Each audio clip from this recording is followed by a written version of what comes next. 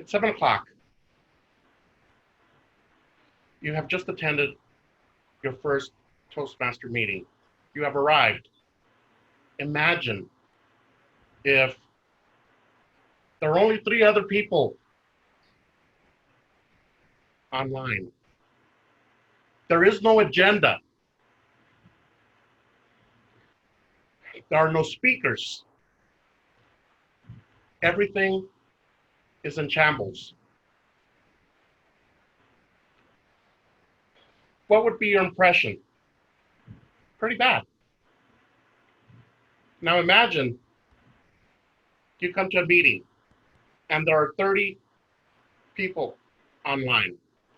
You have 5 speakers, 5 evaluators. You have a plethora of table topics.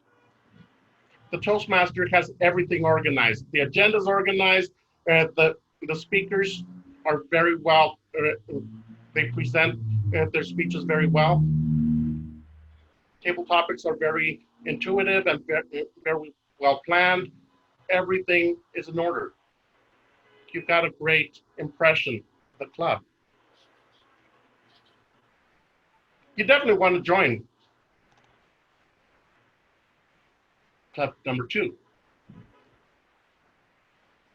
Mr. Toastmaster, fellow Toastmasters, and honored guests. That is the truth of Toastmasters. Since this is a volunteer organization, you visit different clubs and you're going to get different results. Each club is only as successful as its members and its officers. If the officers and the members do not participate, do not set up their agendas, do not step up and give speeches,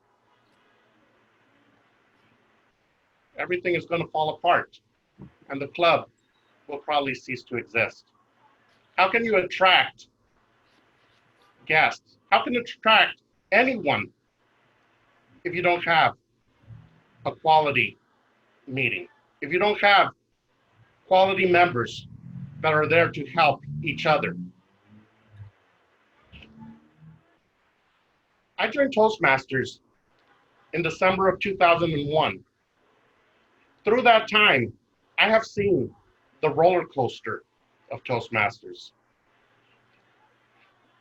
When I first joined Toastmasters, I was in a club with 27 other members. We had a 1-hour meeting. And in that 1 hour, we would usually fit in not one, but usually 2 to 3 speeches. Everything ran like a well-oiled machine. A few years later, some of these members were laid off, and we ended up going down to 5 members. Some members would, just to keep the club alive, we would hold meetings where members would take 3, sometimes 4 roles. How could we attract guests? How could we attract new members if we were giving a bad impression?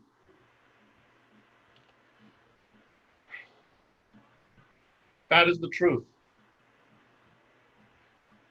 So that is one of the things that right now I ask our members to stand behind each other and help each other whenever you can. I have a perfect example just tonight. I had fallen behind on my duties as VPE, and several speakers were not aware that they were speaking tonight. But through our helping each other, we have a second speaker, someone who stepped up and to help not only herself, but to help this club. That is what is known as teamwork. We work together as a team to help each other out. When somebody falls, there's someone to lift that person up.